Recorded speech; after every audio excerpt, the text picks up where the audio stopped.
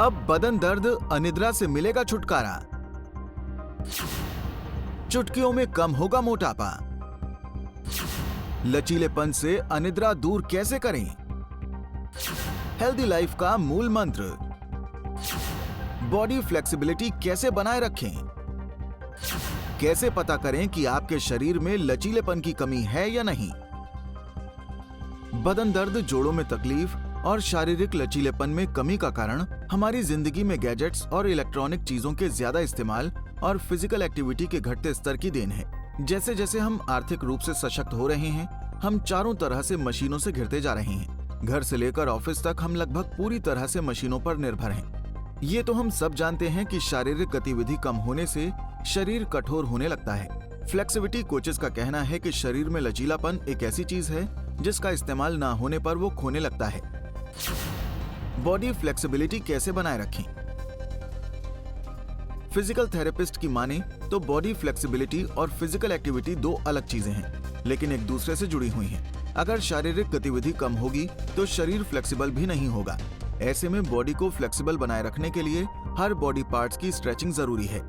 हर body part की stretching के लिए रोजाना 30 सेकंड और हफ्ते में 10 मिनट काफी हैं।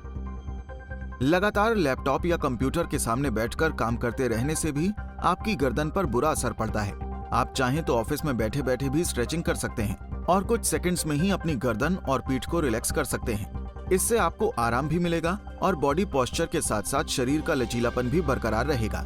साथ ही कुछ जरूरी योगा अभ्यास की मदद से भी आप शरीर को लचीला बना सकते हैं, जैसे कि सूर्य नमस्कार, उत्तानासन, वीरभद्रासन और धनुरासन।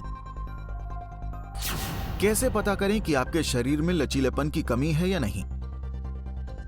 सीधे झुककर पैर के अंगूठे को छुएं। अगर बिना परेशानी छू पा रहे हैं तो आपके कूल्हे, घुटने और कमर पर्याप्त मात्रा में लचीले हैं। दूसरी तरफ सीधा बैठ जाइए और 90 डिग्री पर दोनों तरफ गर्दन घुमाइए। अगर गर्दन घूम नहीं रही तो समझ जाएं कि अब मोबाइल और लैपटॉप से दूरी बनाने का वक्त आ चुका है। जमीन पर दोनों पैरों को सामने की तरफ सीधा खोलकर भी बैठें। अगर बैठने में किसी तरह की परेशानी का सामना नहीं करना पड़ रहा है तो समझ लें कि आपके पैरों का लचीलापन भी बरकरार नहीं है। तो आज से ही पैदल चलना शुरू कर दें। अब दोनों हाथों को एक दूसरे की उंगलियों में फंसाकर एक बार दाईं तो एक बार बाईं ओर लेकर जाएं। अगर आपको दर्द नहीं हो रहा तो समझें कि आपका अपर बॉडी पार्ट फ्लेक्सिबल है। बॉडी फ्लेक्सिबिलिटी की कमी से बढ़ता है वजन। जिस तरह से शारीरिक गतिविधि कम होने से शरीर के लचीलेपन पर बुरा असर पड़ता है, ठीक उसी तरह आपका मोटापा भी ये बढ़ाता है। ये बात तो साफ है कि अगर आपका शरीर लचीला नहीं है तो आप ज्यादा शारीरिक मेहनत वाले काम करने से बचेंगे और ऐसे में धीरे धीरे बॉडी ओबेसिटी या मोटापे की शिकार भी होगी और मोटापा कई गंभीर बीमारियों का कारण बनता है।